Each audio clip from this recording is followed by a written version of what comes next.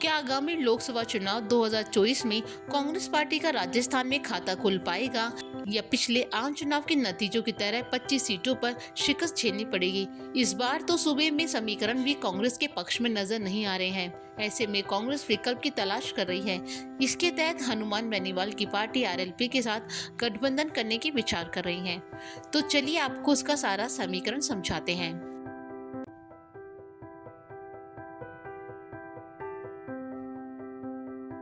जब राजस्थान में कांग्रेस पार्टी की सरकार थी, अशोक गहलोत मुख्यमंत्री थे। उस वक्त लोकसभा चुनाव 2019 के परिणाम में पार्टी की खटिया खड़ी हो गई थी। 25 लोकसभा सीटों वाले राजस्थान में कांग्रेस को एक सीट भी नसीब नहीं हुई थी। पिछले चुनाव में हनुमान बेनीवाल की पार्टी ने भाजपा के साथ समझौता कर लिया था और एक सीट पर चुनाव लड़कर जीत हासिल की थी। बेनीवाल खुद सांसद बने थे और अन्य सभी 24 सीटों पर भाजपा को जीत हासिल हुई थी।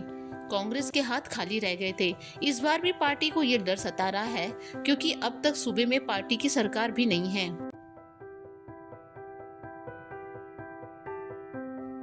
राजस्थान की सियासत में हनुमान बेनीवाल का नागौर और उसके आसपास के इलाकों में अच्छा खासा प्रभाव है। उन्होंने 2019 में राजस्थान की नागौर सीट पर लोकसभा चुनाव जीता था। फिलहाल वो खींवसर विधायक क्षेत्र से विधायक है। ऐसे में जाहिर है अगर कांग्रेस से समझौता होता है तो बेनीवाल के खाते में उनके दबदबे वाले क्षेत्र यानी नागौर आएगा। मगर कुछ कांग्रेस नेताओं को अभी तक ये बात गले नहीं उतर रही है। पार्टी नेताओं के एक वर्ग ने गठबंधन को लेकर विरोध जाहिर किया है।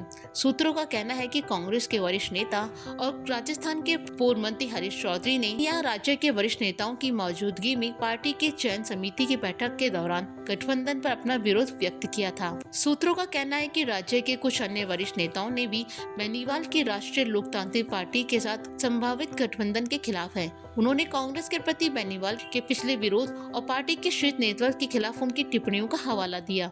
अगर गठबंधन हुआ तो नागौर लोकसभा सीट बेनीवाल के खाते में जाने की भी पूरी संभावना है। हनुमान बेनीवाल को राजस्थान में जाटों का नेता माना जाता है।